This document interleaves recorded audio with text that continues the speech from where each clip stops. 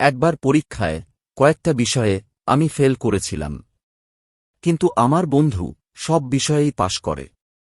এখন সে মাইক্রোসফটের একজন ইঞ্জিনিয়ার, আর আমি মাইক্রোসফটের প্রতিষ্ঠাতা।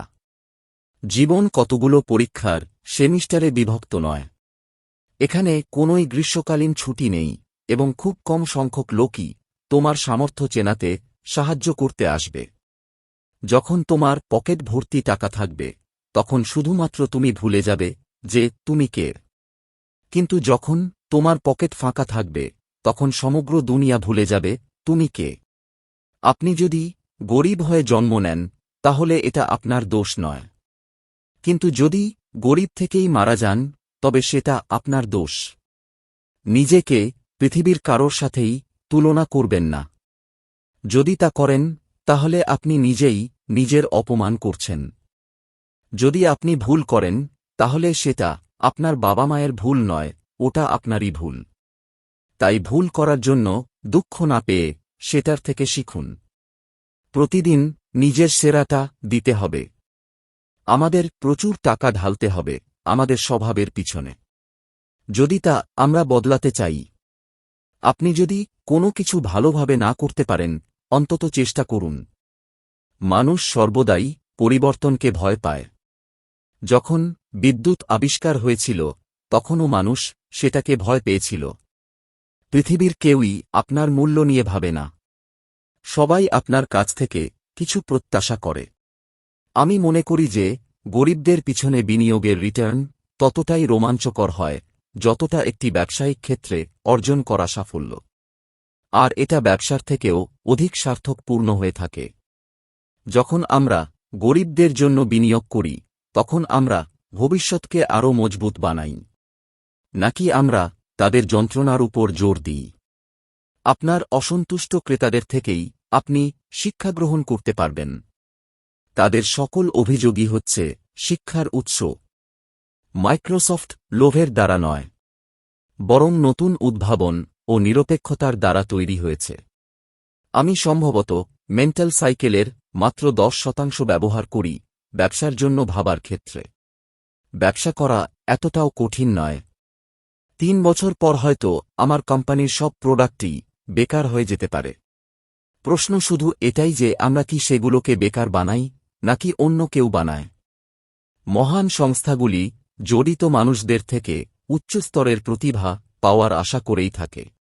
বড় কিছু পেতে গেলে আপনাকে অনেক সময় বড় ঝুঁকি নিতে হবে। পিসি ওপেন করার সময় থেকেই মানুষ জানত যে এটা গুরুত্বপূর্ণ।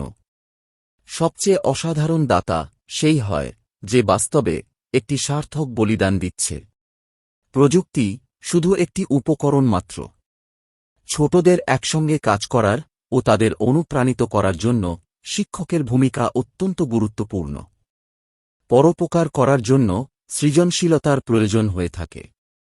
ঠিক যেমন পরিমাণ ধ্যান আর কৌশল একটা ব্যবসাকে তৈরি করার জন্য প্রয়োজন। সাফল্য একটি পরিপূর্ণ শিক্ষক। এটি স্মার্ট মানুষদের চিন্তার মধ্যে ঢুকিয়ে দেয়, তারা কখনো ব্যর্থ হবে না। ধৈর্যই হল সাফল্যের প্রধান শর্ত। সফলতার উদযাপন করা ভালো, তবে ব্যর্থতার দিকেও নজর দিতে হবে। সাফল্য অনেকটা উস্কানি দেয়া শিক্ষকদের মতো। এটা দক্ষ ও বুদ্ধিমান লোকদের চিন্তা করতে বাধ্য করায় যে তারা কখনো হারবে না। একজন সবচেয়ে ভালো শিক্ষক ভীষণ ইন্টারেক্টিভ হয়। সবচেয়ে অসুখী মানুষের প্রতি লক্ষ্য করুন। অনেক কিছু শিখতে পারবেন। আমি কোনো কঠিন কাজ করার জন্য সবসময় একজন অলস ব্যক্তিকে পছন্দ করব, কারণ সে ওই কাজটি করার একটি সহজ উপায় বের করবে। অফিস হোক, বাড়ি হোক, কিংবা রাস্তাই হোক, আমার কাছে সর্বদা একগুচ্ছ বইয়ের সম্ভার নিশ্চয়ই থাকে যেগুলো আমি পড়তে চাই। যদি আমরা পরবর্তী প্রজন্মকে দেখি, তাহলে লিডার সেই হবে যে অন্যদেরকে সক্ষম বানাতে পারবে। তোমরা স্নাতকেরা অসংখ্য উদ্ভাবনে নেতৃত্ব দেবে, পৃথিবীকে এগিয়ে নিয়ে যাবে। তোমাদের বয়সে আমি পৃথিবীকে যতটা চিনতাম, আমি বিশ্বাস করি আজ তোমরা তার চেয়ে অনেক বেশি জানো। আপনার জীবনকে কে বদলে দেবে? আপনার দৃষ্টিভঙ্গি বদলে দেবে। হয়তো আপনার স্কুল এখন কে জয়ী আর কে ব্যর্থ বলা ছেড়ে দিয়েছে, কিন্তু জীবন নয়। প্রিয় বন্ধুরা, বিল গেটসের অনুপ্রেরণামূলক কিছু উক্তি নিয়ে ভিডিওটি আপনাদের কাছে কেমন লাগল তা জানাতে ভুলবেন না। আসলে তিনি কম্পিউটার সফটওয়্যার মাইক্রোসফট উইন্ডোজের প্রতিষ্ঠাতা, আজ বিশ্বের একজন পথপ্রদর্শক। নানা অভিঘাতে লড়াই করে আজকে তিনি প্রতিষ্ঠিত মানুষ। তাই জীবনের অভিজ্ঞতা থেকে প্রাপ্ত বিল গেটসের মহান উক্তিসমূহ আমাদের জীবনে অনেক উন্নয়নমুখী পরিবর্তন আনতে পারে। যাই হোক, আজ আর নয়, পরবর্তী ভিডিও নিয়ে ফিরছি। তাই চ্যানেলটি সাবস্ক্রাইব করে সাথে থাকুন। ভালো থাকুন, সুস্থ থাকুন। ধন্যবাদ।